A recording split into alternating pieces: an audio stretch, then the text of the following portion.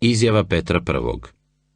Nema vjere u nevjere, nema straha Božega, gdje Jude, predatelji sobra Hrista, caruju i gaze vjeru i pravdu, zaboravljajući onu svetinju i gazeći je nečistom nogom za koju sav svijet živi i dragocjeni život polaže.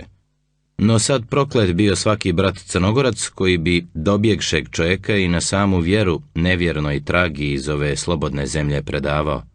U slobodnu zemlju stupivši, ma kog roda ili plemena bio sin, mora biti slobodan i jest, a ne u robstva verige da pada, iz koje je izmakao da slobodu nađe.